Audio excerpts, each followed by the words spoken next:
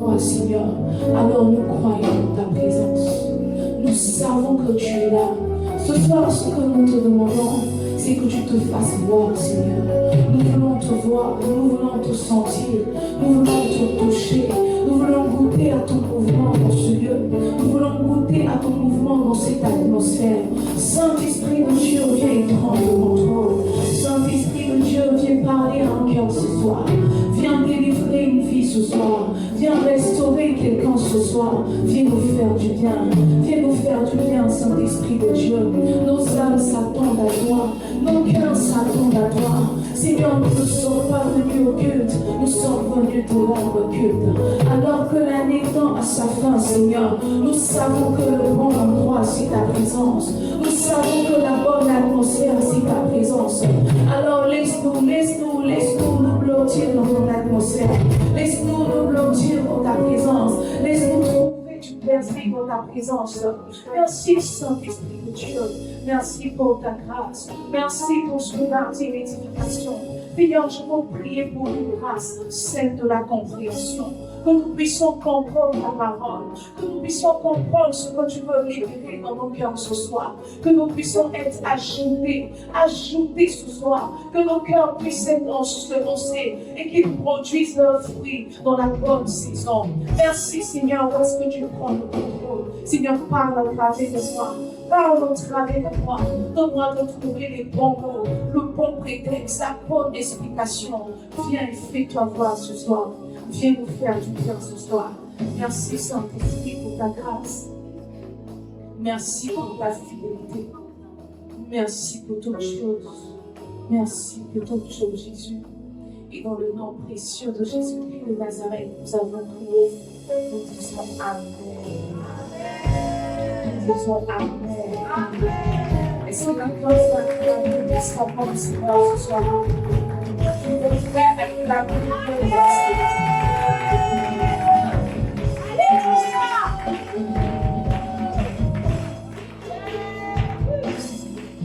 Alors, salut en frère, salut toi, Barbara en frère, Barbara en sœur, salut nous, salut la pensée nouvelle, demandez comment elle va, comment il va.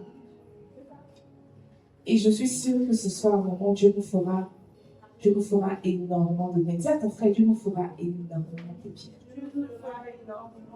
Oh, nous comptons sur sa grâce ce soir, n'est-ce pas? Alors, depuis le début de ce mois de décembre, nous avons commencé un thème que nous sommes en train de développer, que nous sommes en train de décortiquer. Ce mois de décembre particulièrement, nous parlons de temps et de saison. Dis à ton frère, temps et saison. Temps et saison. Dis-lui bien, temps et saison. Temps et saison. Comment j'ai prêché beaucoup de messages cette année, mais je crois que ça, temps et saison peuvent rentrer, on peut peut-être dans mon top 5. Si on devait faire un top 5, temps et saison rentrerait dans mon top 5 parce que en même temps que c'est un message, en même temps que c'est une forme d'alerte, n'est-ce pas, pour toi et pour moi, pour nous qui vivons comme si le temps nous appartenait, pour nous qui gaspillons le temps, n'est-ce pas? Parce que je crois que depuis le début de ce mois de décembre, tu n'es plus en train de gaspiller ton temps, n'est-ce pas? Tu n'es plus en train de gaspiller ton temps. Et la semaine dernière, nous avons partagé quelques vérités relatives au temps et aux saisons. Et si ma mémoire est bonne, la dernière vérité que nous avons partagée, n'est-ce pas, qui est relative à la loi des temps et des saisons, nous avons dit que la vie d'un homme, n'est-ce pas, se subdivise en 3 grandes saisons. La vie d'un homme se subdivise en 3 grandes saisons. On a dit qu'il y a la saison de la préparation, qui est la première saison qui va de 0, c'est ça non? De 0 à 30 ans. Quand un homme est dans la tranche de 0 à 30 ans, il est dans sa saison de préparation. Il est dans la saison où il sème des fruits, où il sème des semences, n'est-ce pas? Des fruits qu'il veut récolter plus tard. Donc, si de 0 à 30 ans, tu n'es pas en train de semer, naturellement, à partir de 30 ans, tu n'auras rien à moissonner, tu n'auras rien à récolter.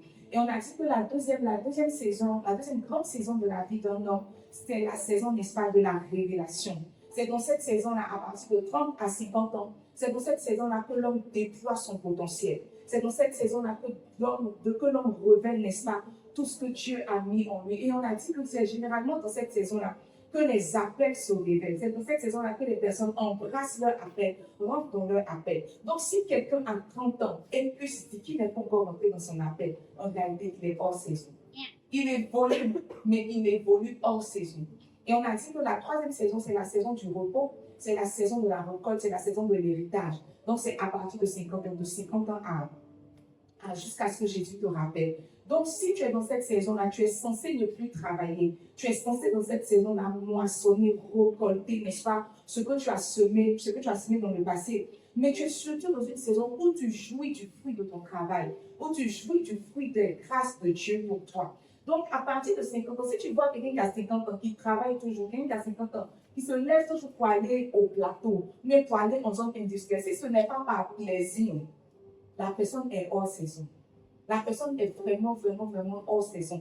Vraiment, à 50 ans, tu veux porter ton bikini pour aller, c'est ça, mon Bora Bora, pour aller nager. Parce qu'à 50 ans, ton ventre est déjà sorti, tes seins sont déjà tombés. Mais il n'y a plus rien à prouver, quoi.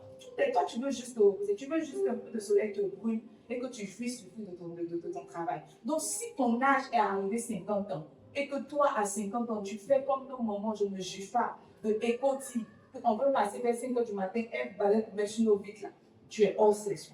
Dis à ton frère, tu es hors saison. En tout cas, si tu es dans les trois, tu n'es pas dans la première saison, tu n'es pas dans la, tu ne respectes, si tu ne respectes pas ça, c'est que toi, tu es vraiment hors saison. Donc, tu demandes à ton frère, tu es hors ou tu es dedans? Tu es hors. Faut exiger une réponse. Demande, tu es hors ou tu es dedans? Tu es hors ou tu es dedans? C'est Dieu ce qui sait où.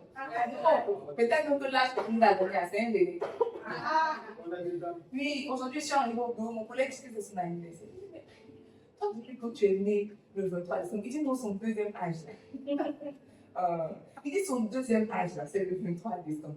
Tout le monde allait regarder ses papiers. Il dit, mais les papiers que tu m'as donnés, presque, il dit non, il a 2 âges. Il y a une âge officielle, et puis il y a une âge qui n'est pas officielle. Il dit, ok, donc joyeux deuxième anniversaire, parce que son anniversaire en mai, apparemment il y a un deuxième anniversaire. Donc il y a une âge que tu nous as donné, qui n'est pas ton vrai âge. On croit que tu es dans ta saison. Oh, toi, tu es déplacé de lui. Demande à ton frère, est-ce que c'est ton vrai âge? Est-ce que c'est ton vrai âge? Et mes amis, vous voyez, après un tel message, je ne sais pas pour vous, mais moi quand j'écoute un tel message, peut-être en fait, après, quand tu es seul avec toi-même, quand tu rentres dans toi-même, tu te rends compte que tu es. Peut-être qu'on n'a rien ensemble au but, mais c'est un ça. Et vous voyez, après un tel message, la remise en cause, en fait, c'est le temps de la remise en cause. Tu te poses des questions. Qu'est-ce que j'aurais dû faire? Qu'est-ce que j'aurais pas fait? Qu'est-ce qui s'est passé que j'aurais... En fait, tu te poses beaucoup de questions. Et dans ce cas-là, il y a deux choix qui se présentent à toi.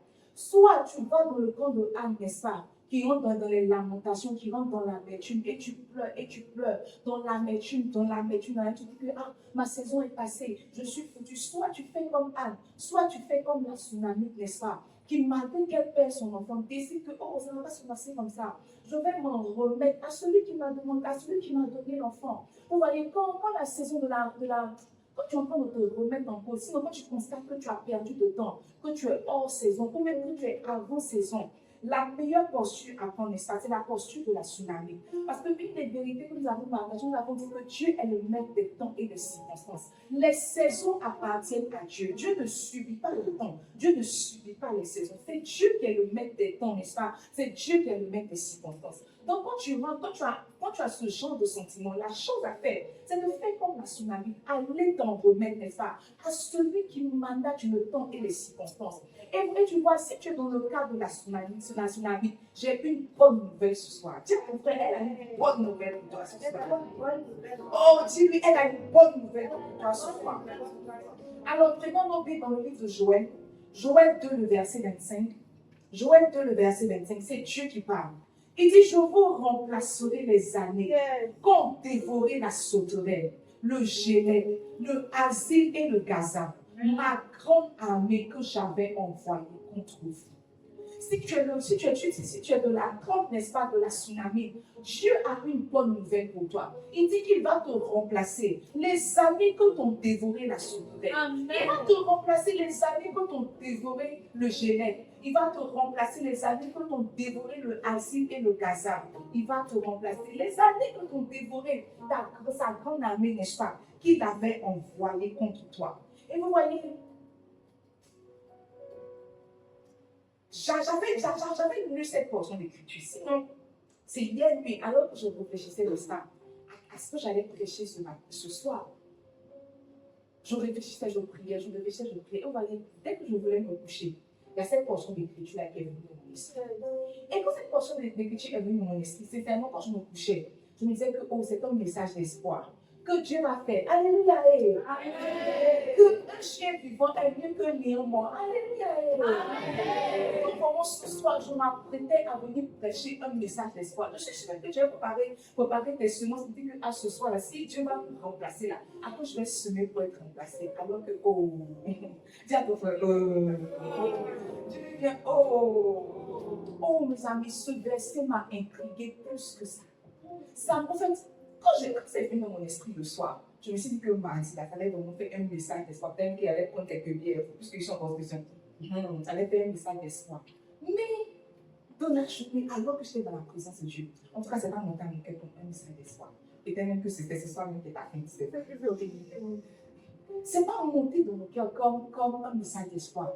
Et vous voyez, quand je méditais, j'ai vu que oh, ce verset est beaucoup plus que ce que l'on pense. Généralement, quand on parle des saisons de rafraîchissement, des saisons de restauration, c'est ce verset-là qu'on prend. Il dit que je vais vous remplacer les années qui ont dévoré la sauterelle. Je vais vous remplacer. Toi aussi, tu dis Amen. La sauterelle m'a volé. Amen. Dieu va me remplacer. Amen. Amen. Amen. Et depuis tu dis Amen à ces choses-là, tes années ne sont pas remplacées. Tes années ne sont pas remplacées. Vous voyez, je me suis rendu compte que cette portion d'écriture, sinon deux grandes vérités ressortent de cette portion d'écriture. La première vérité, n'est-ce pas, qui ressort de cette portion d'écriture, c'est que les temps et les saisons, n'est-ce pas, ne se perdent pas en vain, elles se dévorent. Les temps et les saisons ne se perdent pas en vain, elles se dévorent. Il dit, je vous remplacerai les années qu'ont dévoré. C'est-à-dire que les années n'ont pas coulé pour couler. Les années ne sont pas parties pour partir. En réalité, il y a quelque chose qui a dévoré ces années-là. Il dit, je vous remplacerai les années qu'ont dévoré la sauterelle. En d'autres termes, si tu vois un homme qui est hors saison, si tu vois un homme qui est hors temps, en réalité, il y a un certain dévoreur qui a pris son temps.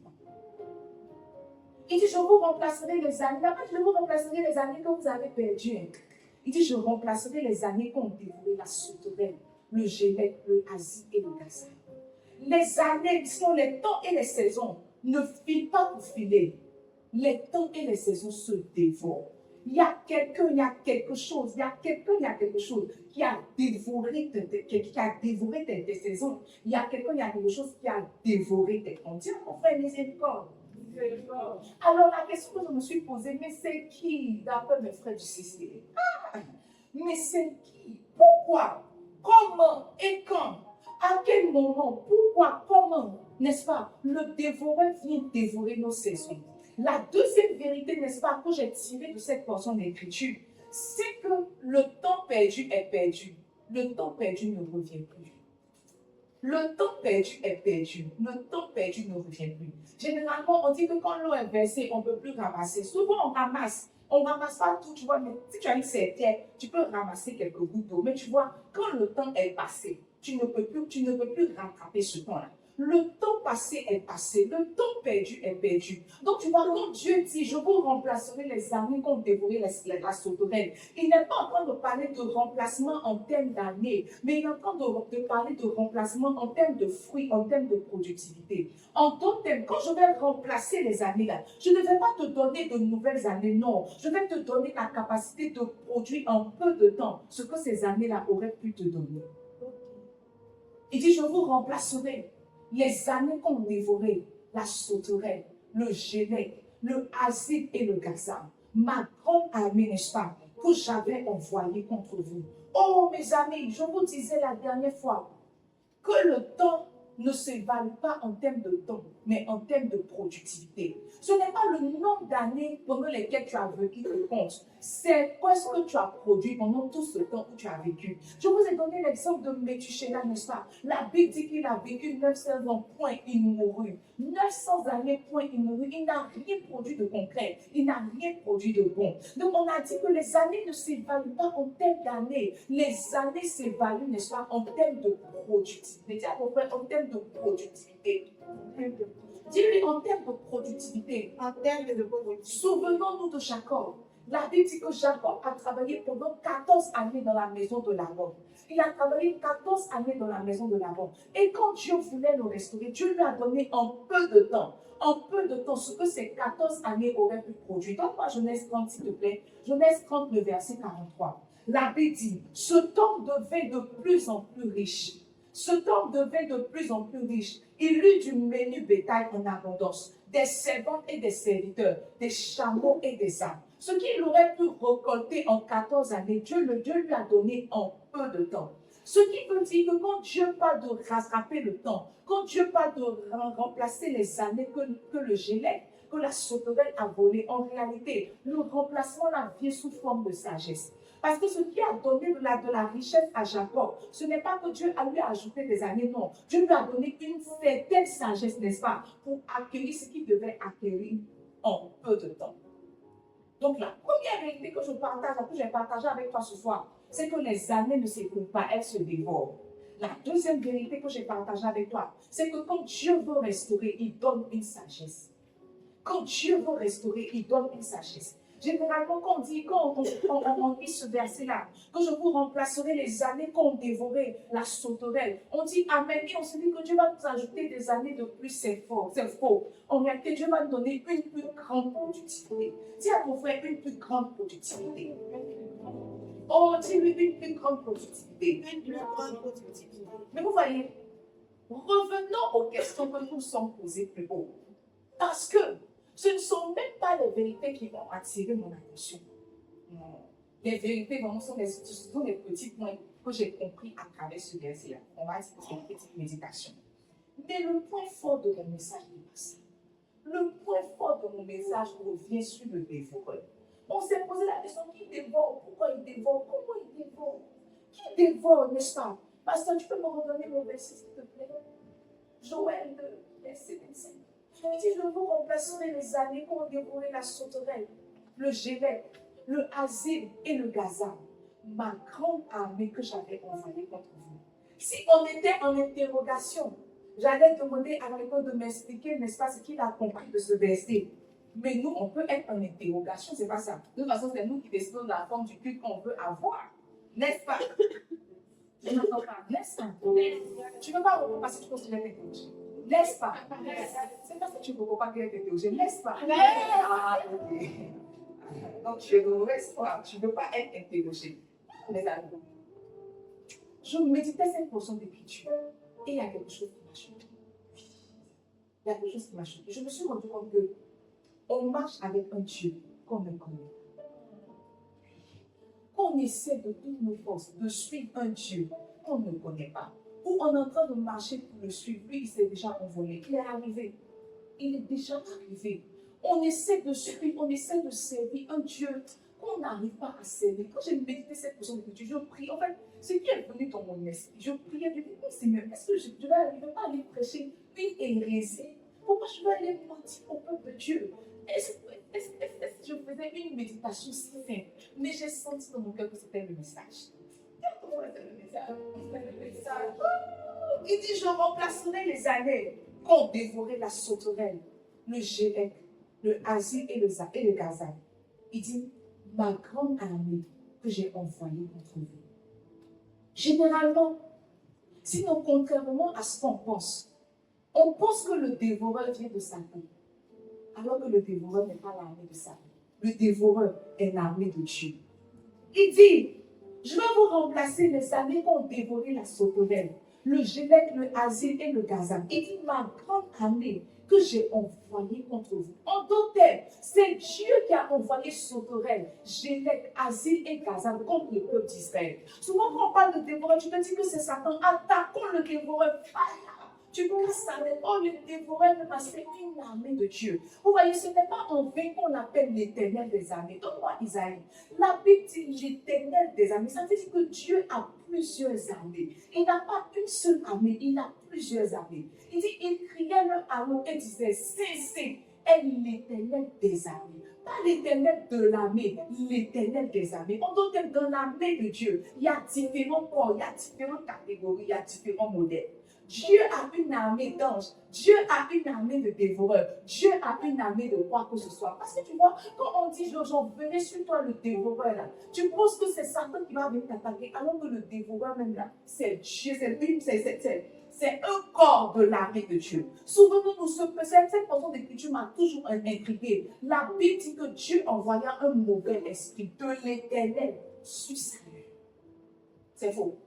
Généralement, quand on dit les mauvais esprits, tu penses que c'est Satan. Mais la Bible dit que l'éternel, en fait, Dieu envoya un mauvais esprit de l'éternel à reposer sur Saül jusqu'à ce qu'il perde la vie. Dieu a-t-il de mauvais esprits? À ton frère.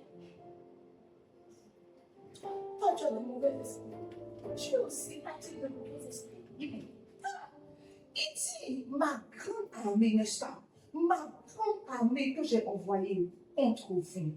En fait, j'ai réalisé que quand Dieu veut éduquer, quand Dieu veut éprouver, il n'envoie pas ses anges. On a vu le mois dernier le ministère des anges. On a la Bible dit, ne sont-ils pas tous des esprits envoyés pour porter assistance, n'est-ce pas, à ceux qui héritent du salut. Donc les anges ont un travail bien défini, nous aider dans l'accomplissement de notre destinée. Donc les anges ne peuvent pas venir t'éprouver. Quand Dieu veut éduquer, quand Dieu veut éprouver, il envoie son armée qu'on appelle le dévoreur. Quand Dieu veut te faire comprendre une leçon que tu ne peux pas comprendre rapidement, il envoie sa grande armée qu'on appelle le dévoreur. Quand ton obéissance n'est pas spontanée, quand tu as besoin d'être motivé pour obéir, ne t'inquiète pas, le dévoreur est là pour te motiver comme Jaja. C'est vrai. Le travail, son travail, c'est de te motiver. Ah, être un chrétien blanc. Un chrétien affermi, n'est-ce pas? Un chrétien, souvenons-nous. En fait, j'essaie de parcourir un peu les études. Je me suis rendu compte que, mais attends, cette affaire de dévoreur là, c'est vrai. Souvenons-nous, quand Dieu voulait donner une leçon à Pharaon, la Bible dit qu'il a relâché les sauterelles. Parmi les 10 plaies d'Égypte, il a relâché les sauterelles. Les sauterelles ont dévoré toutes les récoltes en une seule nuit. Il a dit dans Malachie, vous me volez. Vous dites que vous ne me volez pas. Mais vous me volez dans les dîmes et les offrandes. Il dit apportez à la maison du trésor. C'est un conseil. Apportez à la maison du trésor vos dîmes et vos offrandes. Et il dit quoi? Vous ferez si je ne menacerai pas. Pour vous, le dévoreur, n'est-ce pas? Si je ne menacerai pas pour vous, le dévoreur. En tout cas, tu peux ne pas envoyer. Mais si tu n'envoies pas, je vais t'éduquer par le dévoreur. C'est vrai, maman. Je vais t'éduquer par le dévoreur. Qui a déjà été éduqué par le dévoreur? Souvenons-nous de Job.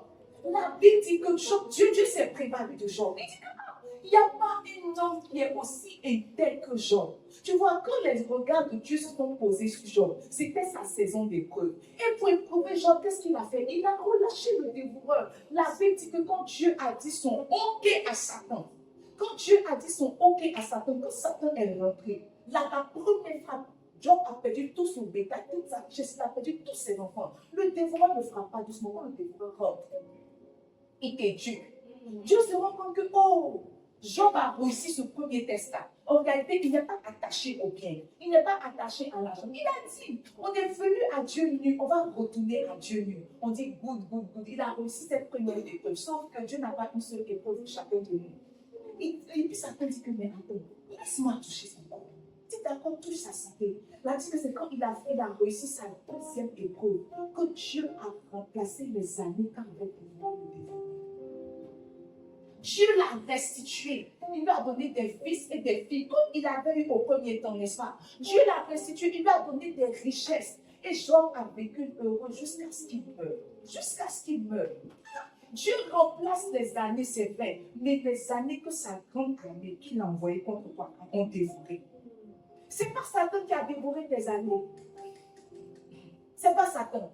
C'est parce qu'arrivé à un certain moment, tu as manqué une instruction. Tu as été désobéissant. On t'a dit que le gars là, laisse, tu dis que non, tu es in love. C'était le coup de foudre. Dieu dit, il n'y a pas de problème, aimez-vous. Arrivé un moment, je vais envoyer mon ami comme toi, que ça va rentrer et que ça va sortir.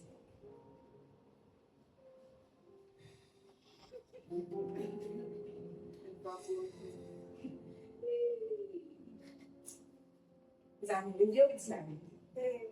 C'est une chose qui m'a sauvée dans ma vie chrétienne. C'est que j'ai appris très tôt l'obéissance. J'ai appris très tôt l'obéissance. Quand un homme ne veut pas obéir de manière volontaire, Dieu y contraint d'une manière ou d'une autre. Et ce qu'on appelle d'une manière ou d'une autre, c'est le dévorer. Mes amis, il y a des personnes, c'est quand Dieu a dévoré, qu'elles sont revenues vers lui. Ne disons pas même les personnes. Allons d'abord le peuple d'Israël. Remarquez, toutes les fois où le peuple d'Israël est revenu vers Dieu, c'est parce que Dieu avait envoyé sa grande armée contre eux. C'est parce que Dieu avait envoyé sa grande armée contre eux. Je voulais prêcher un message d'espoir, que Dieu allait vraiment te restaurer, qu'il allait remplacer les années. Mais c'est un entier message d'espoir pour te dire même que ce n'est pas encore. Si tu fais encore, tu seras très mal dévoré, n'est-ce pas? Et vous voyez, il dit, je vous remplacerai. Les années t'ont dévoré, la sauterelle. Tu peux donner mon verset? Comment tu as été dévoré? Les années qu'ont dévoré la sauterelle. Quand j'ai expliqué cette portion d'écriture, aujourd'hui, je me suis rendu compte que c'est un peu comme le fruit de l'esprit. La Bible dit, le fruit de l'esprit, c'est l'amour, la joie, l'espérance. Non, pas l'espérance, la patience, la bénignité, n'est-ce pas, la bonté, la fidélité, la paix. Et voyez, quand il dit, je vous remplacer les années qu'on dévorait la sauterelle. En réalité, tout le Gélec, le Asie, le Gaza, ce sont aussi des sauterelles, mais ce sont des sauterelles sous différentes formes. C'est un peu comme le fruit de l'esprit. On dit que le fruit de l'esprit, c'est l'amour, mais l'amour manifesté sous plusieurs formes. Donc, une des manifestations de l'amour, c'est la joie. Une des manifestations de l'amour, c'est la paix. Une des manifestations de l'amour, c'est la tempérance. C'est ça, non? C'est là que quand tu lis 1 Corinthiens 13, tu te rends compte que quand on dit l'amour est patient, quand tu vas voir dans 1 Corinthiens 13, tu vas te rendre compte que l'amour qu'ils ont cité a toutes les caractéristiques du fruit de l'esprit. Donc, c'est pareil. Il dit, je vous remplacerai les années qu'on dévorait la sauterelle. Qu'on dévorait la sauterelle. Quand on parle de sauterelle, n'est-ce pas? On parle d'épreuves, on parle de leçons qu'on n'a pas tout de suite assimilées. Parce que je vous ai dit qu'on a commencé notre thème. David a commencé à parler. Il dit que, avant que je ne sois une masse informe, tes yeux me voyaient, n'est-ce pas? Et sur ton livre étaient inscrits tous les jours qui m'étaient destinés avant qu'aucun d'eux n'existât. On a lu aussi Jérémie 1 verset 5. Il dit que avant que tu ne sois formé dans le sein de ta mère, je t'avais appelé, n'est-ce pas? Je t'avais consacré au fait des nations. Ça veut dire que Dieu envoie quelqu'un sur la terre pour un but bien précis, dans un temps bien défini. Donc quand tu es en train de gaspiller là, Dieu envoie le dévoreur pour te ramener à l'autre, pour que tu fasses exactement ce pourquoi il t'a envoyé sur la terre. Et quand il envoie le dévoreur se manifeste sous forme de sauterelle. Dis à ton frère sauterelle. Dis à ton frère sauterelle. Oh, dis que tu es sauterelle. Lisons ensemble Juge 6, versets 1 à 10. J'ai pris plaisir à lire cette portion. J'avais déjà lu, mais j'ai pris plaisir encore à lire ce matin. La Bible dit que les enfants d'Israël firent ce qui déplaît à Dieu. Et l'Éternel les livra entre les mains de Madian. Ils ont fait ce qui ne plaisait pas à Dieu. La chose que Dieu a fait, c'est que Dieu les a livrés entre les mains de Madian. Cette fois-ci, la sauterelle avait pris la forme de Madian. Dieu les a livrés entre les mains de Madian. Pendant 7 ans, verset 2, la main de Madian fut puissante contre Israël. Pour échapper à Madian, les enfants d'Israël se retiraient dans les ravins, dans les montagnes, dans les cavernes et sur les rochers fortifiés. Verset 3. Quand Israël avait semé, Madian montait avec Amalek et ses fils de l'Orient. Et il marchait contre lui. Verset 4. Il campait en face de lui, détruisait les productions du pays jusque vers Gaza. Et ne laissait en Israël ni vivre, ni brebis, ni bœuf, ni âne. Verset 5. Car ils montaient avec leurs troupeaux et leurs tentes. Ils arrivaient comme une multitude de quoi? De sauterelles. Et ils étaient innombrables. Eux et leurs chameaux, ils venaient dans le pays pour le ravager. Verset 6. La Bible dit que Israël fut très malheureux à cause de Madian. Et les enfants d'Israël criaient à l'Éternel. Tu vois, toute attaque de dévorer qui ne te fait pas crier à l'Éternel montre que ce n'est pas le dévoreur. Dieu pas oppresse, Dieu éprouve, mais Dieu n'éprouve pas pour tuer. Dieu sait jusqu'où il va t'appuyer pour que tu reviennes à lui. Après le moment où on t'appuie, puis tu es en train d'agoniser, là, c'est plus Dieu. C'est plus Dieu. C'est Satan. Donc tu ne vas pas prendre toutes tes épreuves aussi, comme on retourne à prêcher le dévoreur, tu vas prendre toutes tes épreuves pour le dévoreur. Tout ce qui t'arrive n'est pas forcément le dévoreur. Le but du dévoreur, n'est-ce pas, c'est pour te pousser dans les bras de l'Éternel. La Bible dit que les enfants d'Israël criaient à l'Éternel. Verset 7. Maintenant, lorsque les enfants d'Israël criaient à l'Éternel au sujet de Madian, Dieu maintenant vient comme un héros. Il envoya un prophète aux enfants d'Israël. Il leur dit, ainsi parle l'Éternel, le Dieu d'Israël. Je vous ai fait monter d'Égypte. Je vous ai fait sortir de la maison de servitude. Verset 9. Je vous ai délivré de la main des Égyptiens et de la main de tous ceux qui vous opprimaient. Je les ai chassés devant vous et je vous ai donné leur pays. Verset 10. Je vous ai dit, je suis l'Éternel votre Dieu. Vous ne craignez point les Amoréens dans le pays dans lequel vous habitez. Mais vous n'avez pas écouté ma voix. En d'autres termes, quand ils ont crié à l'Éternel, Dieu a commencé à leur donner une leçon. Il est en train de leur dire subtilement qu'en réalité, ce qui vous arrive, c'est parce que vous n'avez pas écouté ma voix. Moi, je vous ai relevé d'un point A pour vous envoyer d'un point B. Arrivé au point B, vous commencez à avoir d'autres dieux que moi. Si j'étais toujours votre Dieu, ces choses-là ne devaient pas vous arriver. Il dit, bon, vous n'avez pas écouté ma voix. C'est après ça maintenant que l'ange de l'Éternel est allé voir comment il s'appelle Gédéon. Vous l'appelez vaillant héros qui va délivrer le peuple d'Israël de la main des Philistins. Quand Dieu a commencé à les oppresser par les sauterelles, n'est-ce pas? La Bible dit qu'il criait à l'Éternel. Maintenant, tu vois, il va dire Abidjan, sinon dans notre saison, quand Dieu quand Dieu relâche le dévoreur, bon, on ne va pas prendre les sauterelles pour te suivre. Parce que tu n'as pas de récolte. Toi, nous, tu n'as aucune terre. Tu n'as aucune plante quelque part. Qu'est-ce qu'ils vont dévorer? Même fleurs de jardin, tu n'as pas. Et le jardin, tu n'as pas. Donc, naturellement, si Dieu peut envoyer le dévoreur contre toi, ce ne sont pas les sauterelles physiques, n'est-ce pas? Le dévoreur en termes de sauterelle a une certaine forme. Dis à ton frère, à une certaine forme. À une certaine forme. Dis à ton frère, à une certaine forme. À une certaine forme. Dans notre saison, sinon dans notre temps, quand Dieu envoie le dévoreur sous forme de sauterelle, c'est un esprit de pauvreté. Un esprit d'échec, de non-accomplissement. Ouais. Tu vois, souvent, tu penses que c'est Satan. C'est Satan, mais c'est Dieu qui t'a livré entre les mains de Satan. Tu vois, c'était Madian qui oppressait le peuple d'Israël, mais c'est Dieu qui a ouvert la porte pour que Madian attaque.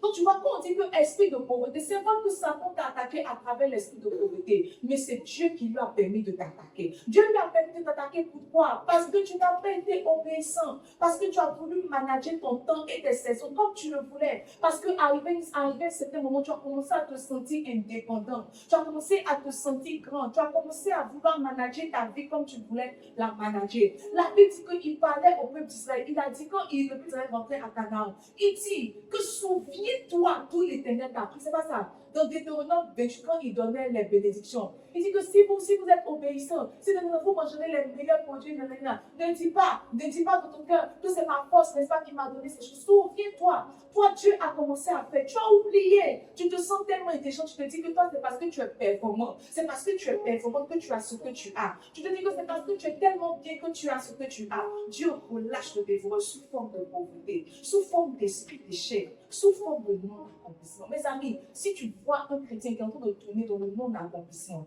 dans la pauvreté et dans l'échec, il y a un dévoreur qui est rentré. Il y a un dévoreur qui est rentré. Dis à ton frère, il y a un dévoreur qui est rentré.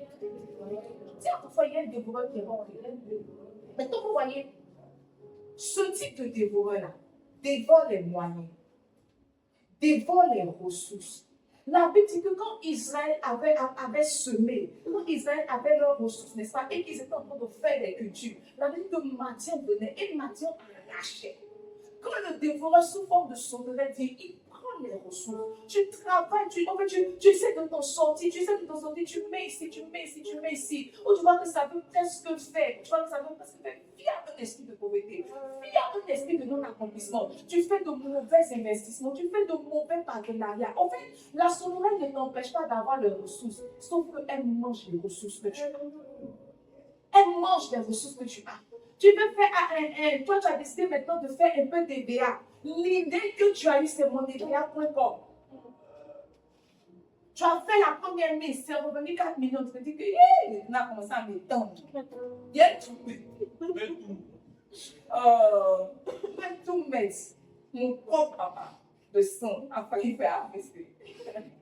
Il y a tout mettre dedans. Il y a tout mettre dedans. Tu dois mettre dans mon univers où tu penses que ta vie est en train de mousser. Tu te donnes ton esprit, tu dis que, oh, ça c'est l'investissement. Que fait cet investissement, je vais m'en sortir. La sauterelle te laisse avoir les ressources dès que tu mets. La vie de quelqu'un est sur le sol. Dès que tu mets, la sauterelle bouffe les ressources.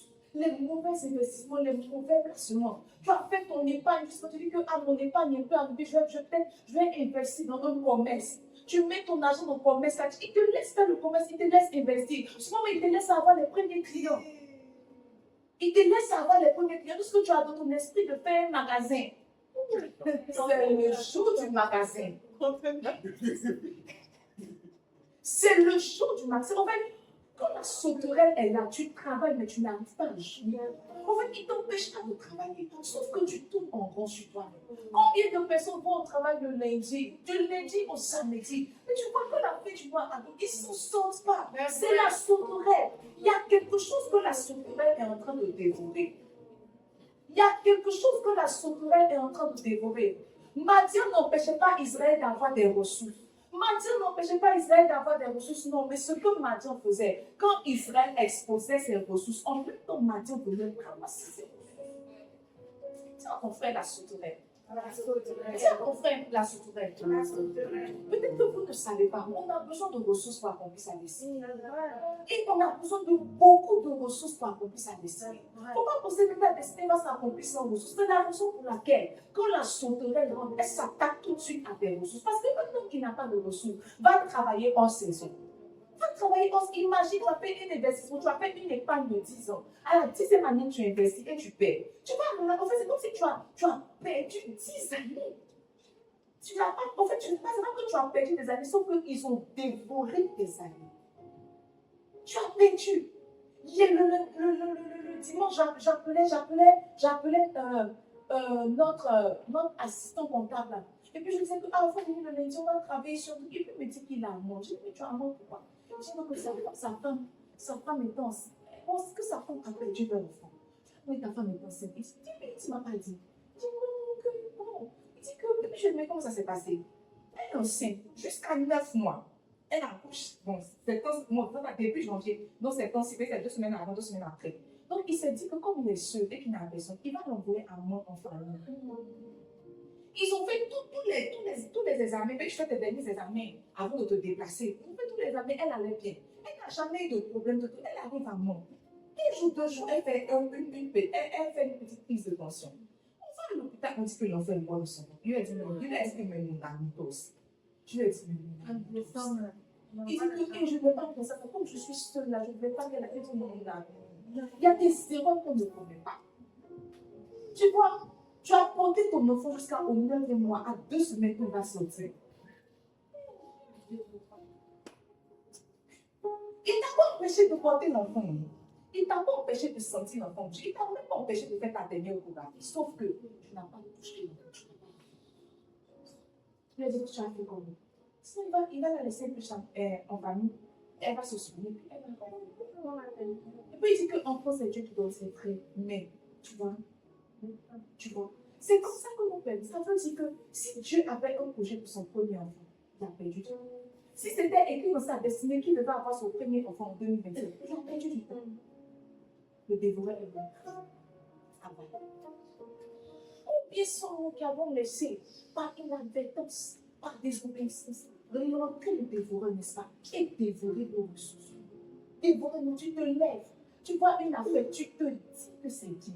Le jour où j'ai lu, vous voyez, je me dis là, ce n'est pas une expression que je dis que je n'aime pas comme c'est. La Bible dit, quand Saül a offert le sacrifice, n'est-ce pas? Et que Samuel est venu me voir, il dit, mais pourquoi tu ne m'as pas attendu? Il dit, je me suis dit. C'est parce que Saül s'est dit qu'il a perdu la vérité. Tu vois une affaire, tu te dis que non, ça peut marcher, c'est une bonne affaire, tu te dis, tu t'en vas investir.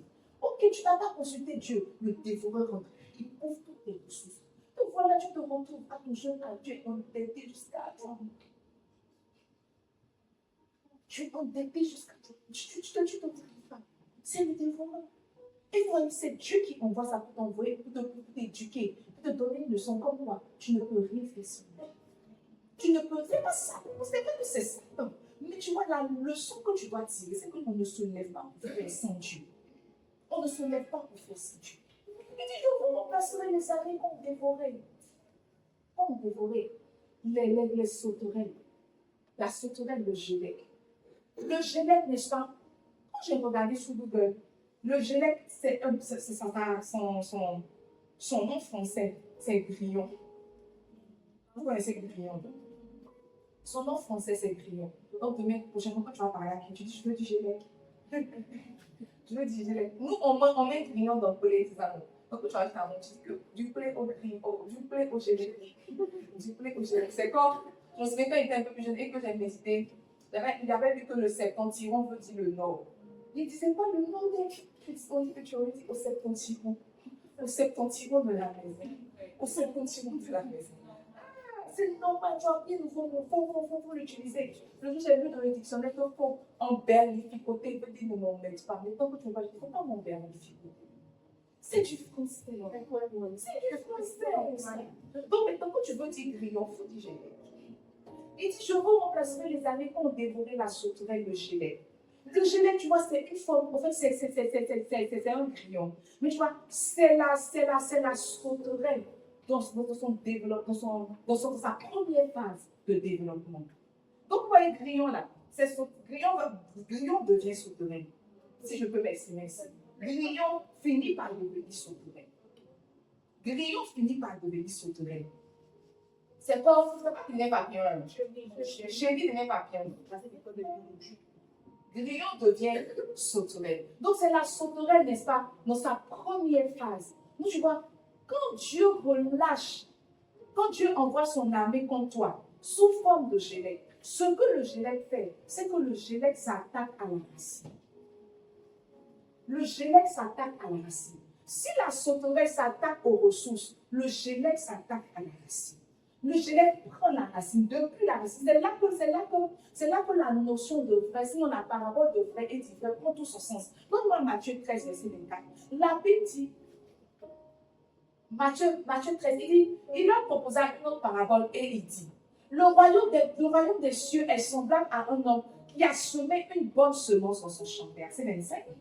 Mais pendant que les gens dormaient, son ennemi vient, sema l'ivraie parmi le blé et s'en alla. Verset 26. Lorsque l'herbe eut poussé et donné du fruit, l'ivraie parut aussi. Vous voyez, on sème l'ivraie dans la vie de ceux qui dorment beaucoup. On sème l'ivraie dans la vie de ceux qui dorment beaucoup. La Bible dit que donne-moi verset 25, la Bible dit que même pendant que les gens dormaient, c'est parce que les gens dormaient, c'est que s'ils étaient éveillés, on n'allait pas avoir la capacité de venir semer l'ivraie. La Bible dit que pendant que les gens dormaient, son ennemi vient, sema l'ivraie parmi le blé et s'en alla. Mes amis, il y a des choses que Satan a semées depuis la racine. Il te poursuit plus, il sait que la semence qu'il a faite à la racine, tôt ou tard, ça va finir par te rattraper. Tôt ou tard, ça va finir par te rattraper. Peut-être que tu vois, vous venez de vous marier. C'est pas ça. Vous venez de vous marier, ou bien vous êtes en cheminement. Satan voit le mariage, Satan se dit que ce mariage va avoir un très grand impact. Ce qu'il fait, c'est qu'il n'attaque pas le malade directement. Et un jour, alors que vous devez parler des préparatifs, un esprit tombe sur vous, vous couchez ensemble. Au lieu de venir voir le pasteur, pour vous avouer, n'est-ce pas, pour avouer, pour pleurer, et essayer que Dieu ait petit de vous sanctifier, vous dites que ça n'a qu'à rester comme de toute façon, ici, n'a qu'à vu. Personne n'a vu. Nous, on célèbre le mariage, on fait un cascade, on se met dans les couleurs. Mais tu vois, le mariage n'avait pas encore commencé, que Satan avait déjà semé. Mon frère. Que le gélec s'était déjà introduit. Maintenant, il regarde. Parce que tu vois, quelque chose qui n'a pas pour Dieu, qui n'a pas pour fondement Dieu, tôt ou tard, ça va finir par s'ébranler. Ça va finir par se casser. Le gélec, en fait, c'est un dévoreur qui rentre depuis la racine, qui rentre depuis les sources. Remarquez les grillons là, les grillons mangent des racines. Les grillons ne mangent pas les fleurs, les grillons ne mangent pas. Les grillons mangent des racines. Quand on cherche les grillons là, c'est dans les racines qu'on va les trouver. C'est là-bas que l'ivraie est semée depuis la racine. De toute façon, quand ça pousse là, le vrai pousse aussi, mes livrets aussi poussent. Maintenant, tu vois, on ne sait pas ce qu'on va couper, on ne sait pas ce qu'on va laisser. Donc, tu vois, tu es là, il y a le vrai, mais il y a beaucoup d'ivraies. Arrivé un moment, soit le vrai prend le dessus, soit l'ivraie prend le dessus. Un jour, on était allés séparer par là d'un couple. Séparer par là. Et vous voyez, les deux sont les deux ont beaucoup d'écart. On se demandait pourquoi ce couple-là a beaucoup de difficultés comme ça. Et il y avait beaucoup de. La femme accusait beaucoup le mari de tromperie. Elle aussi disait que non, elle n'a pas confiance. Ça créait beaucoup de palabres dans leur couple. Et puis, un jour, elle dit, pendant les fiançailles, on a couché ensemble. Et je lui ai dit, allons dire au pasteur, il m'a dit que non, on n'a qu'à se taire. Il m'a dit qu'on n'a qu'à se taire. Donc, tu vois, le manque de confiance est parti. Elle se dit que s'il peut cacher ça, c'est qu'il peut cacher beaucoup de choses.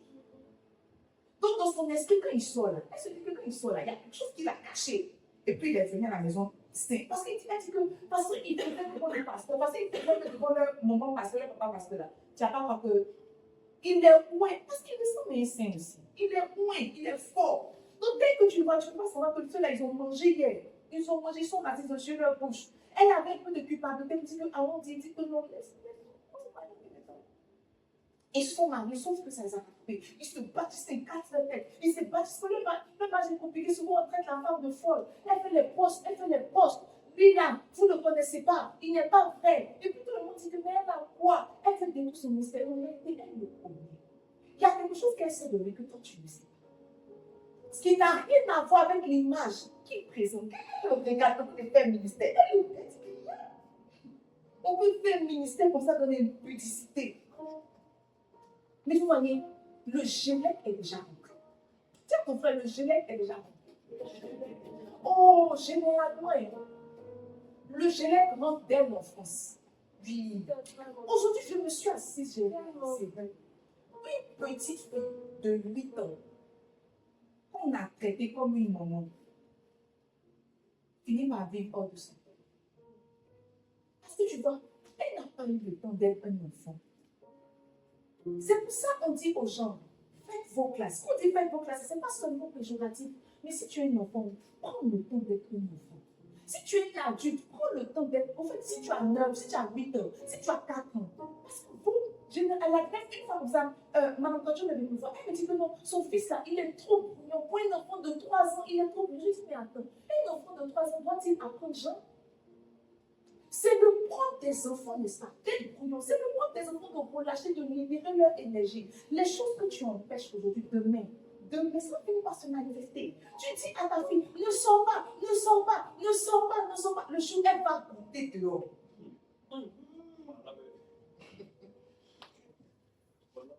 Le jour, elle va goûter dehors. Pour toi, quand je ne sors pas, tu voulais la protéger. Je trouve que tu n'as pas laissé être une adolescente. Tu n'as pas laissé aller au cinéma. Tu n'as pas laissé aller au concert. Tu n'as pas laissé s'épanouir. Aujourd'hui, elle est mariée. C'est-à-dire que, parce qu'elle voulait se marier pour quitter sous ton emprise. Maintenant, elle est mariée. Maintenant, quand on dit ça, on dit la vie propre, la vie propre. Tu dis qu'elle se comporte comme une femme mariée. Mais tu vois, elle n'a pas eu le temps d'être une enfant. Elle n'a pas eu le temps d'être une enfant. Et généralement, ces personnes-là finissent avec un esprit de dépression. Avec une sorte de dépression. Ils sont dépressifs. Ils ne sont pas dépressifs parce que c'est un esprit. Ils sont dépressifs parce qu'ils n'ont pas eu le temps de vivre les étapes naturelles. Généralement, quand un couple se marie et qu'ils font enfant directement, ça va détruire le mariage. Parce qu'ils n'ont pas eu le temps de se connaître, de fusionner. L'enfant est venu. Naturellement, quand une femme accouche, toute son accouchement est sur son enfant. Ils n'ont pas eu le temps de devenir une seule chair. C'est pour ça que les gens se marient. Quand ils attendaient un an, vous pensez que ça va faire vos entraînements. Non, en un an là, vous avez le temps de sortir, vous avez le temps d'expérimenter, vous avez le temps de coucher au salon, de coucher dans la cuisine, de coucher sur la table, de coucher. Toi, dès que vous êtes marié chez ton frère, dès que tu as commencé, ta maman est venue là-bas enfant. On veut te toucher ta maman est là. On veut t'appuyer ta maman est là. C'est qui ça? Maintenant, tu vois, l'argent que vous devriez prendre pour voyager, pour aller manger les glaces, ça devient l'argent de bouche. Peut-être que vous êtes marié, vous êtes monté dans les responsabilités. Et la responsabilité d'enfant, c'est jusqu'à ce que Jésus revienne. Ton enfant est ton enfant jusqu'à ce que Jésus revienne. C'est pour ça qu'on dit, attendez, quand vous vous mariez là, mettez des implants, prenez des contraceptifs, c'est pour vous aider. Parce que quand un couple n'a pas fusionné, devant devient difficile. Généralement, les parents qui ont parce que le couple n'a pas eu le temps d'être amis. Mais ils n'ont pas eu le temps d'être amis. Pourquoi? Parce que tout de suite, quelque chose est rentré. Parce que tout de suite, quelque chose est rentré. Parce que tout de suite, quelque chose est rentré. Mes amis, le gelé vient à la source. Remarquez, tu as fouillé même les enfants. Et quand on dit qu'un enfant peut-être est autiste, est drépanocytaire, tu vas fouiller, fouille en bas. Fouille en bas, il y a le gelé. Il y a quelque chose que ses parents qui sont rentrés tout de suite depuis le début. Remarque, quand deux personnes vont aller se marier, on dit allez faire vos tests. On dit que non, Jésus a rempli les seaux. Tout est accompli, les chaînes sont brisées. Pour pas te marier, tu es à vous deux, vous êtes. Pourquoi pas te marier là? Satan même vous acclame parce qu'il sait qu'il va rentrer par votre premier enfant. Mes amis, c'est difficile d'avoir un enfant de vanité. Ça brise le cœur, ça brise le mariage. Ça, quand tu t'assois et tu accuses ton conjoint. Donc aujourd'hui, ça doit. Et puis, c'est pourquoi vous bien vous dites que Jésus avait brisé les liens. Il rentre tout de suite, il rentre à la racine, il rentre à la base. Il rentre à la racine, il rentre à la base. Tu as perdu ton temps, tu as perdu ta saison. Tu vas demander à une fille de 7 ans, à une fille de 10 ans, à une fille de 15 ans, de se comporter comme une maman. De se comporter comme une maman. C'est-à-dire que dans son esprit, à 15 ans, elle est déjà adulte. Maintenant, elle se comporte comme une adulte. Je dis, elle se prend. On a très tôt à exposer à la vie d'adulte. Tu dis, mais tu ne fais pas ton âge. Tiens ton frère le gelé. Dis-lui le délai. Dis-lui le délai. Tu vois une personne qui est très compliquée, qui est susceptible, les choses comme ça là. Le gelé est rempli depuis la racine. Le gelé est rempli depuis la base. Le troisième type de dévoreur, n'est-ce pas, que l'armée de l'Éternel envoie contre, je ne sais pas qui, n'est-ce pas, c'est le asile. Dis à ton frère le asile. Le asile est ce qu'on appelle le criquet en français. Criquet. Maintenant, si tu veux dire à quelqu'un criquet, il ne faut pas dire criquet, c'est pas je veux dire asile. Asile. Donne-moi Genèse 29, n'est-ce pas? Verset 16 à 25. Genèse 29, verset 16 à 25.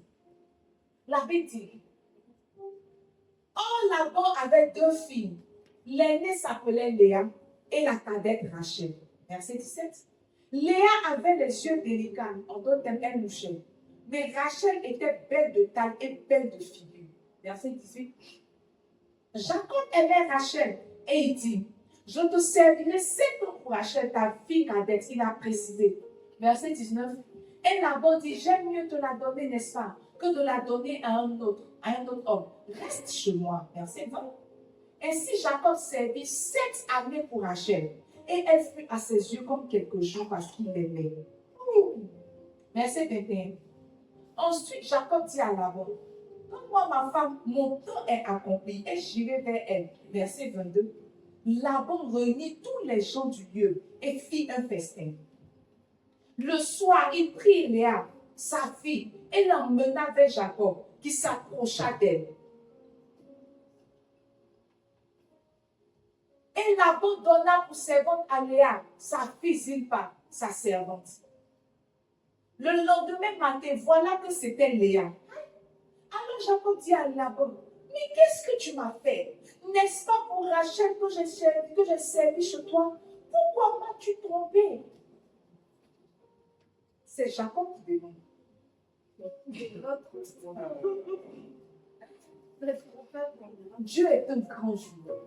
Dieu est un grand joueur. Dieu est un grand joueur. Dieu est un grand joueur.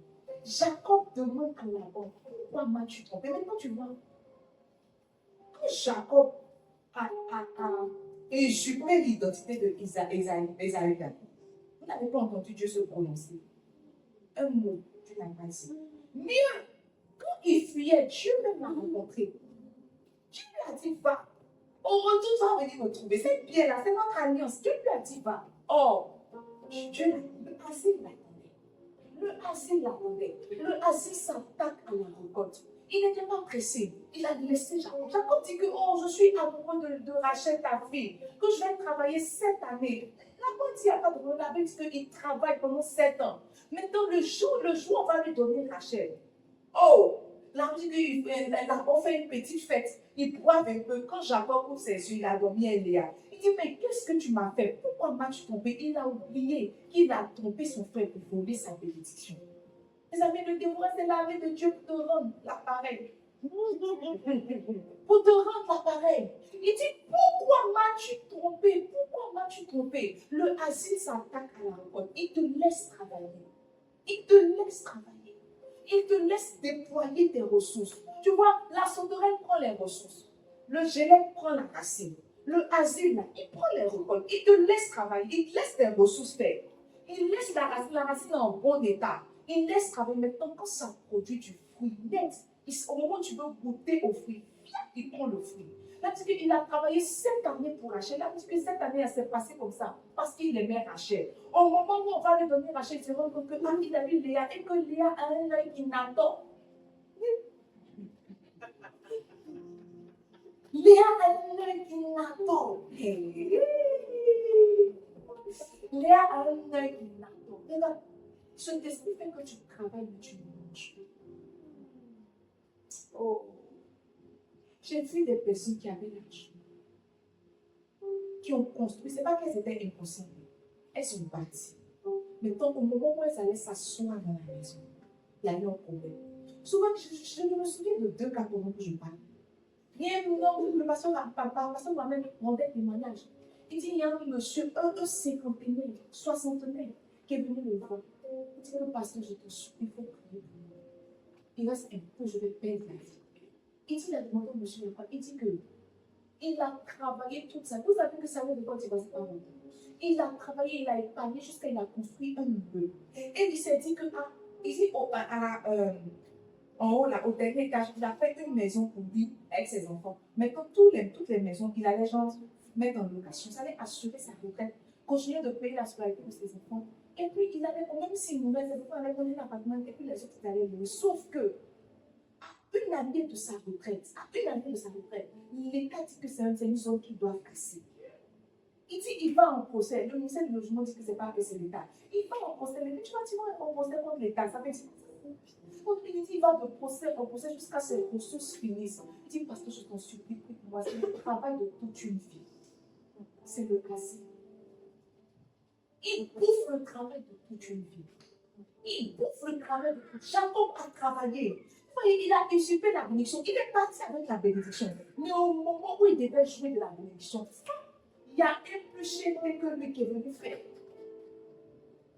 Il y a un plus trompeur, un plus usurpateur que lui, qui est venu lui montrer que toi, pour usurper la première fois, ta maman t'a aidé. Mais moi-même sans aide, je peux t'usurper.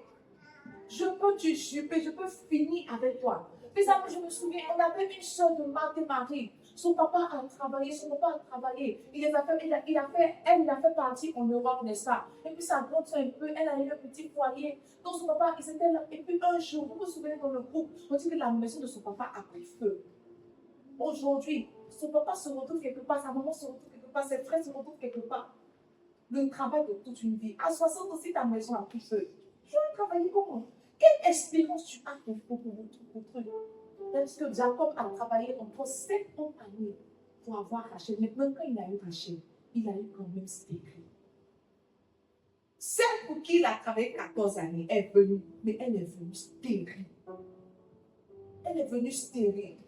Le asile bouffe les récoltes. C'est pour ça, tu vois, la Bible dit que dans ma Somme 127, si l'Éternel ne bâtit la maison, c'est ça non? C'est 127, 129. C'est 127 non?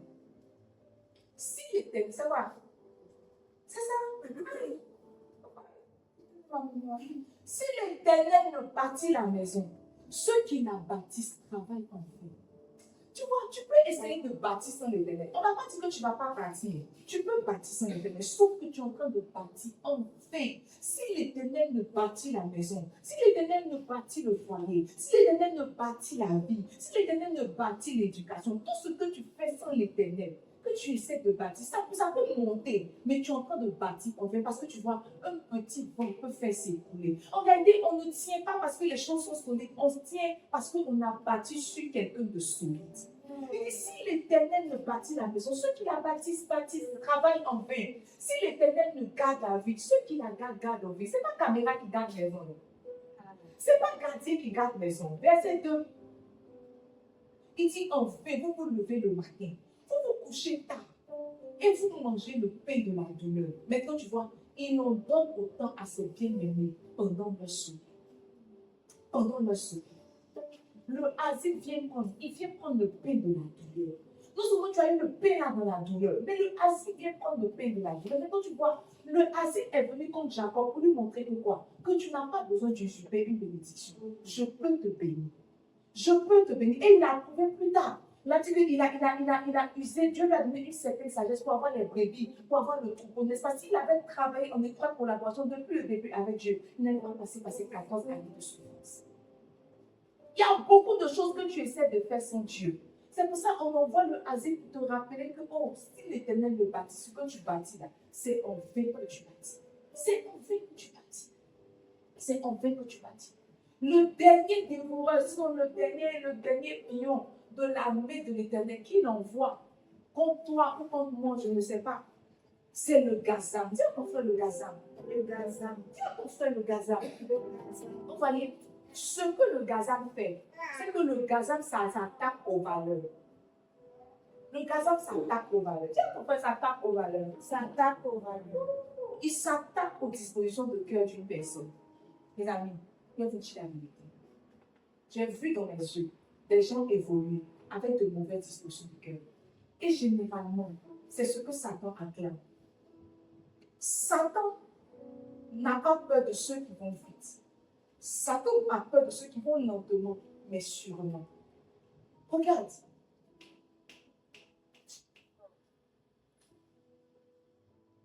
Quand le gazam rentre, il s'attaque tout de suite à tes valeurs. La plupart des chrétiens veulent aller vite, mais ils ne travaillent pas à avoir des valeurs. Ils ne travaillent pas à avoir certaines dispositions de cœur. Et tu vois, tu peux t'élever. Dieu ne refuse pas l'onction à celui qui a de mauvaises dispositions de cœur. Vous savez ça, non? Dieu ne refuse pas. Ce qu'il refuse là, c'est sa présence. Mais Dieu ne refuse pas l'onction à des personnes qui ont des mauvaises dispositions de cœur. C'est juste sa présence que tu ne vas pas avoir. Il va pas marcher avec toi. Mais l'onction, c'est une capacité qu'on te donne pour accomplir un mandat. Donc, si tu peux accomplir le mandat, on te donne l'onction. Donc, tu vois, les gens veulent avancer de l'onction. Ils veulent grandir, ils veulent avoir de grands ministères sans avoir de bonnes dispositions de cœur. Il y a un jour, si tu n'as pas de disposition, tu n'as pas de bonne disposition de cœur, tu peux avoir une grande église. Et puis un jour, tu vas te dire que l'église amène là, d'un cœur de dedans, je n'ai pas encore bouffé 5 francs. Et si cette fois-ci, je faisais une retraite, ils me repousser pour acheter ma robe là. C'est pas moi.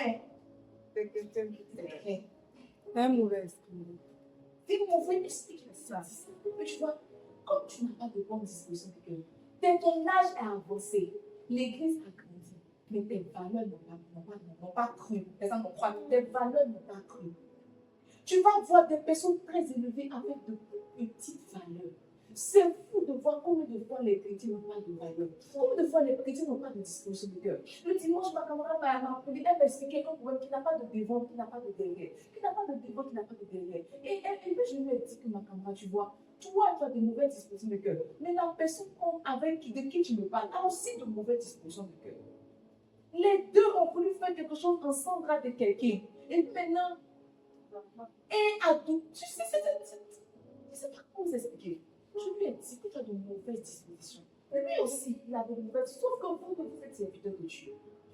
Sauf que vous, donc, tu vois, ça paraît rien. Expliquer comme ça paraît rien. Mais quand tu baisses en motivation, vous avez de mauvaises dispositions. Si vous ne faites pas attention, Dieu va vous laisser faire le ministère. C'est là que je me suis couchée. J'ai dit, Seigneur, je comprends pourquoi il y a des personnes qui font le ministère, mais qui font le ministère avec beaucoup d'efforts, beaucoup de souffrance, parce que tout est une question de disposition de cœur. Le gazam s'attaque aux valeurs. La Bible dit que chaque année, Anne partait à Silo. Vous savez ça? Il n'y a pas une année où Anne ne partait pas, mais sauf qu'elle partait d'amertume de l'âme. Elle revenait stérile. Elle revenait stérile. Le gazam s'assure que tes valeurs soient atteintes. Il fait tout pour toucher à tes valeurs. Il fait tout pour que quelqu'un de bon devienne amer. Il fait tout pour que quelqu'un de jovial devienne quelqu'un de triste. C'est le travail du gazam. Parce que tu vois, Dieu a déjà dit ne laissez aucune racine d'amertume pousser en vous. Toi, tu dis que non. Comme tu n'as pas d'enfant, tu vas être dans l'amertume. Il dit très bien, Pétina à l'attaque. Comme c'est l'amertume, tu vois, une situation peut arriver, ça va t'ébranler. Mais tu vas traîner la situation sur 2 semaines. Dieu lui-même t'attaque. Dieu lui-même t'attaque. Donne-moi un Samuel, s'il te plaît. Je veux qu'on lise. La Bible dit que sa rivale lui prodiguait des mortifications. Elle ne titillait pas. Elle lui prodiguait des mortifications pour la porter à s'hériter de ce que l'Éternel avait enregistré. Quand le gazelle grandit, c'est pour te porter, n'est-ce pas? C'est pour te pousser à t'irriter contre Dieu. Ma situation ne change pas. Pourquoi cela s'est arrivé? Tu es amer. Tu es dans la présence de Dieu, tu es amer. Chaque année, elle partait à Silo. Mais elle partait à Silo avec l'amertume. Elle revenait stérile. Elle partait à Silo avec l'amertume. Elle retournait stérile. Elle retournait stérile. Le gazelle s'attaque aux dispositions de Dieu. Mes amis, on peut t'attaquer, on peut te faire du mal, mais c'est de ta responsabilité de garder ton cœur. La Bible n'a pas dit l'esprit garde ton cœur. Elle a dit que garde ton cœur plus que toute autre chose. Car de lui viennent les sources de la vie. Garder ton cœur, c'est ton travail. On te blesse, c'est à toi de mettre des barrières. On te blesse, c'est à toi de guérir. Ce n'est pas à Dieu, c'est à toi. La responsabilité de ton cœur, là, te revient. Quand le gazelle entre, il travaille à ce que ton cœur soit meurtri. On t'a fait quelque chose d'indigne. On t'a fait quelque chose depuis 2023, en 2026, ça même. Quand tu vas expliquer ton affaire, tu n'as pas tout dit, mais ça va venir dedans. Et même ça va pas commencer aujourd'hui, ça c'est depuis 2023 dans ce comportement. C'est un peu dit que cette amertume est cachée dans ton cœur. Tu n'en as pas encore fini. Mais comme tu ne veux pas finir avec l'amertume, tant mieux. On va envoyer le gazelle pour bien souffler dessus. Pour bien souffler. Parce que tu vois, tant qu'elle ne guérissait pas de son amertume, elle allait rester stérile. Il y a une situation qui ne change pas. Parce que Dieu veut que tu guérisses de l'amertume. Il y a un Goliath qui ne tombe pas. Parce que tu vas affronter Goliath avec le cœur amer. La Bible dit que quand Eliab a commencé à parler à David, il a dit que David s'est détourné. Parce qu'il savait que s'il s'arrêtait là, son cœur allait être amer. Il s'est détourné. Toi, on te fait des choses, tu ne te détournes pas, tu ne gardes pas ton cœur, tu t'assois pour écouter. Tu t'assois pour mon pasteur prêcher dimanche. Il dit que tu ne vas pas laisser les gens te donner les informations qui n'arrangent pas. Non. Il ne faut pas laisser les gens te donner les informations. Tu poses des mots, tu dis que toi tu as oublié ça, tu as oublié ça. Tu ne peux te s'aimer pas dans mon esprit, je me détourne de toi. Je me détourne de toi. Tu restes là, on te dit des méchancetés, tu restes là, on te fait du mal. Et puis tu es là. Maintenant tu t'en vas te coucher. Ton cœur fait un mix, tu te réveilles amer comme ça. C'est ton travail de garder ton cœur. C'est ton travail de ne pas permettre au gazelle de changer les dispositions de ton cœur. Quand tu as expliqué, tu as dit que moi, mais je n'étais pas comme ça. Moi là, j'étais quelqu'un de gentil. Mais c'est une situation, c'est par rapport à quelque chose qui s'est comme ça. C'est ta faute. C'est ta faute. Ce n'est pas la faute de Satan, ce n'est pas la faute de Dieu. C'est ta faute. Comment une situation, comment une personne peut changer les dispositions de ton cœur? C'est que tu n'as jamais été gentil. C'est que tu n'as jamais été douce. Moi, quand tu vois là, j'étais soumise, mais c'est par rapport à quelque chose. Parce que tu n'as jamais été soumise. Tu n'as jamais. Le gazelle vient révéler, n'est-ce pas, le véritable état de ton cœur. Parce que quand tu regardes le vrai problème comment ça s'appelle, de Pénina, de Anne, ce n'est pas la stérilité. Son vrai problème, c'était l'amertume. Jusqu'à Elkana vient lui demander que, mon chérie, il te donne la double portion. Est-ce que je ne vaux pas pour toi? Mieux qu'un fils, elle dit tché. Tu ne vaux pas. Elkana, toi là, tu ne vaux pas. Tu ne vaux pas. Tu ne vaux pas. Elle va encore, jusqu'à un moment, la Bible dit qu'elle est partie de la présence de Dieu. Elle a commencé à pleurer, elle a relâché, elle a libéré son amertume. Vous voyez, la Bible dit que quand Élie lui a parlé, quand elle s'est levée, son visage ne fut plus jamais le même. Ça veut dire que tous ceux qui ont l'amertume ont un certain visage spirituel. Ok. Femme de Dieu. Tous ceux qui sont amers là, ils ont un certain visage. En fait, quand on te voit là, c'est ton visage qu'on voit. Mais spirituellement, tu as un visage. La Bible dit que quand il lui a parlé là, son visage ne fut plus jamais le même. Son visage a changé. L'amertume déforme. L'amertume te donne une certaine forme. L'amertume te donne un certain visage. Mes amis, c'est l'armée de Dieu, ce n'est pas Satan. Il dit, je vous remplacerai les années. Donne-moi Joël 2,25. Je vous remplacerai les années que vous ont dévorées la souterraine. Ça veut dire que si tu veux finir avec le gilet, tu peux voir tes années remplacées. Ok. Si tu peux finir avec le asile, tu peux voir tes années remplacées. Ce n'est pas une proclamation. Ok. Tu peux remplacer, puis tu apprécies ta tête. Yes. Tu peux affronter chaque. Ok. Tu peux voir tes années remplacées parce que tu vois, quand tu regardes même Jacob, Dieu l'a restauré à quel moment? Au moment où il s'est battu avec l'ange. Il dit que si tu changes pas, c'est aujourd'hui ou c'est pas aujourd'hui. Tu vois, les années sont rattrapées. Et quand il a fini, on a appelé Israël. Quand il est reparti, sa vie n'a plus jamais été la même. Il y a un combat, il y a un ennemi que tu vas affronter. Tout que tu finis là, on ne va pas remplacer tes années. Tu ne vas pas produire beaucoup de fois. C'est comme si ils se dressent comme des Goliaths. La souveraineté se dresse comme des Goliaths. Il y a un comportement, il y a une disposition de cœur que tu as qui fait que Dieu ne te bénit pas. Parce que tu sais que quand toi tu as, tu ne le consultes pas. C'est la raison pour laquelle la souveraineté est là. Elle est là pour tes ressources. Dieu te connaît, Dieu connaît les dispositions de cœur. Quand toi tu es peut-être, tu t'assois, tu dis qu'est-ce que je peux en faire. Automatiquement, dès que tu vois, tu as décidé. Dieu dit très bien, la souveraineté va rester. La souveraineté va rester. La souveraineté va rester. Tu sais que toi, ton plus grand problème, c'est ton cœur. Alors le gazan est là. Tu vois, les années vont passer. Et tu es là à la même place. Tu pleures. Tu crois que tes larmes ébranlent Dieu jamais. Donc que tu n'as pas fini avec le gazan, les années vont être remplacées. Donc j'ai vu dans ma vie que tous ceux qui ont attrapé leur Goliath ont fini avec eux. C'est comme si une nouvelle gloire qu'ils ont. C'est pas une nouvelle gloire, c'est les années qui étaient perdues. C'est vrai, maman, c'est vrai. C'est les années qui étaient perdues. Que tu dis que je ne vais pas vous donner de nouvelles. Je vais juste remplacer ce que vous avez perdu. Je vais vous ajouter.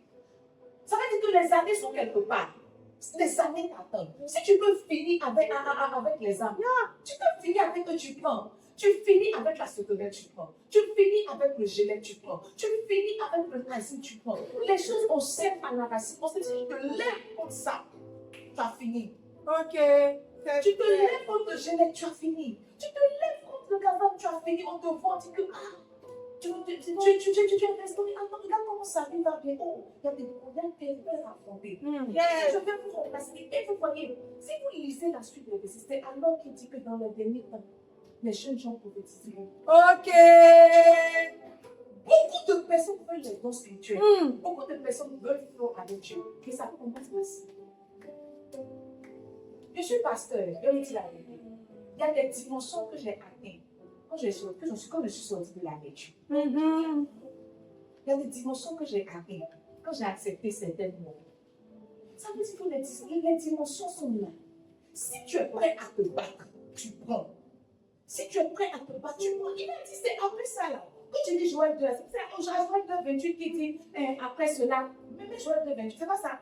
Il dit après cela. Le verset commence pas par je répondrai. Il dit après cela. Le verset commence pas par je répondrai. Je ne vais pas répondre pour répondre. Il dit c'est après cela. Après que vous ayez fait ça, là, je répondrai maintenant mon esprit sur toute chair. Vos fils prophétiseront.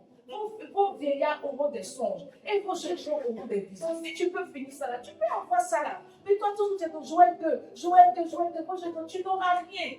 Ok, tu n'auras rien. Tu n'auras rien. Parce que tu vois, c'est quand tes années sont remplacées que tu es vieux, que tu peux avoir des songes. C'est quand tes années sont remplacées que tu es fille, que tu peux prophétiser. C'est quand tes années sont remplacées, n'est pas que tu es jeune, que tu peux avoir des visions. Nous sommes jeunes ici, mais on n'a pas de vision. Pourquoi? Parce que nos années ont été. Ok. Tu es ici, tu n'as pas de songe.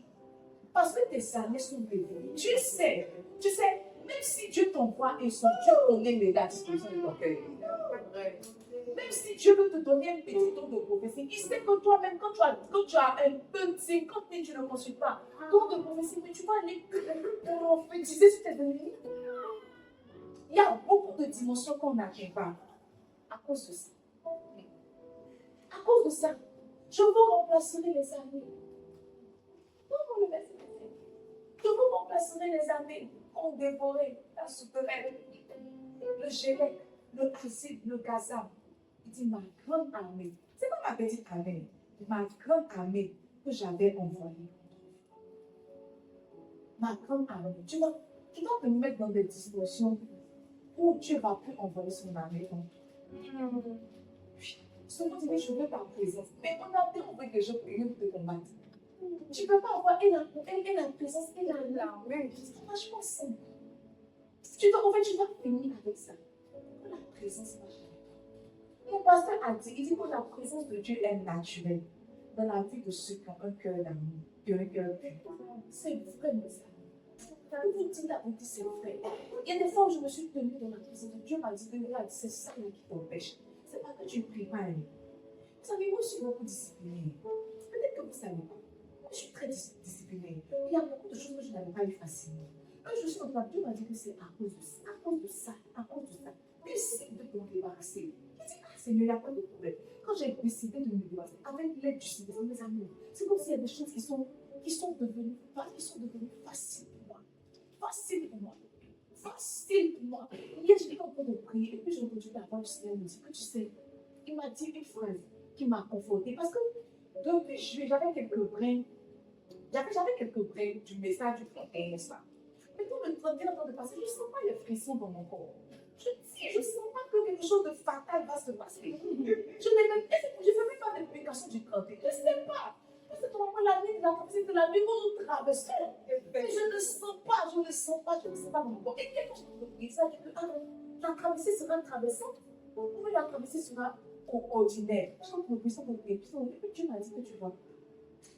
Et puis Dieu m'a dit que tu vois. Et je sais combien vous dit en français, mais je ne sais pas combien vous dit. C'est comme s'il m'a dit que tu vois.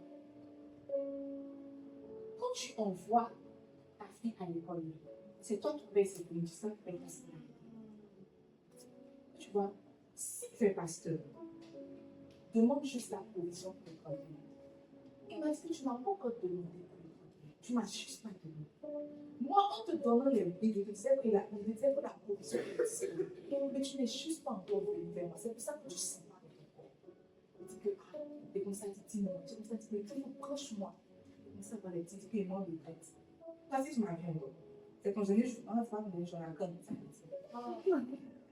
Mais après, ça veut dire ça, tu vas dans la petite. C'est moi. C'est quand tu m'as vu encore. Après, dis-moi ça. Non, madame. On va gérer ça. Bon, c'est que si tu m'as vu. Si tu m'as vu, c'est pas tu m'as vu. Il me veut mon retraite. Il me veut prendre ma provision. Et tu vois, le verset qui m'a dit, je t'ai dit, priez le maître de la moisson, afin qu'il envoie les ouvriers de sa moisson. N'est-ce pas? Il dit que quand c'est la moisson de Dieu, c'est Dieu qui choisit les ouvriers. Si c'est l'église de Dieu, c'est Dieu qui choisit le message. C'est Dieu qui choisit quelle sensation il y aura. C'est Dieu qui choisit quelle part on ne veut pas de spectacle. Mais c'est Dieu qui sait quelle manifestation il y aura. Tu n'as rien à prévoir. Tu n'as qu'à venir te servir. Finis avec la souterraine. Finis avec le gilet. Tu vois, c'est tout ça là qui dévoile ton temps. Et tu as l'impression de ne pas avancer. C'est tout ça qui dévoile ton temps. Sinon tu pries, tu jeûnes, tu fais offrande, tu ne fais pas à l'église. Mais c'est tout ça là qui fait que tu as l'impression de ne pas avancer. Tu as l'impression de tourner en rond. Tu as l'impression que les années passent. C'est tout ça. Si tu peux finir avec, tu vas voir que tu ne seras plus en saison. Tu seras toujours au bon temps. Je vous ai dit, je mon pasteur a prié pour moi. Il m'a dit, sois toujours patient. C'est la meilleure prière qu'il ait faite pour moi. C'est là, souvent tu penses que c'est take it one, boom, take it two, boom. C'est pas ça. Il dit que Dieu te fasse la grâce d'être toujours dans ton temps et dans ta saison. Mais qui vit au dehors de son temps, il est foutu. Si à 99 ans, tu vas chercher un enfant, tu es en dehors de ton temps. C'est vrai que Dieu donne, mais tu es en dehors de ton temps.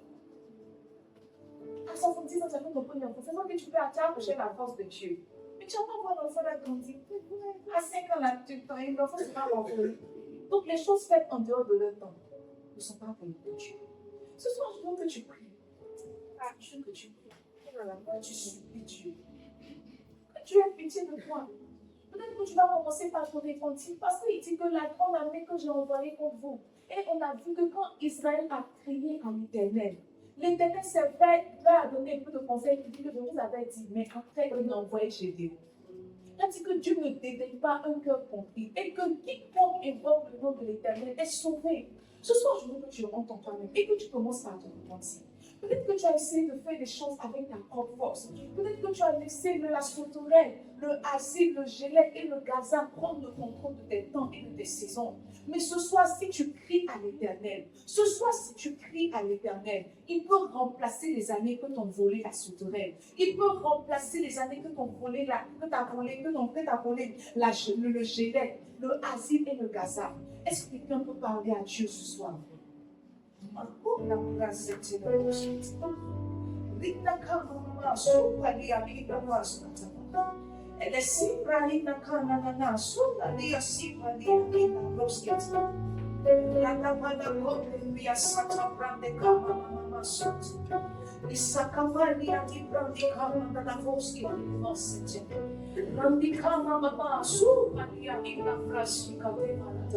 Seigneur, ce soir, nous sommes comme le peuple d'Israël et nous venons crier à toi.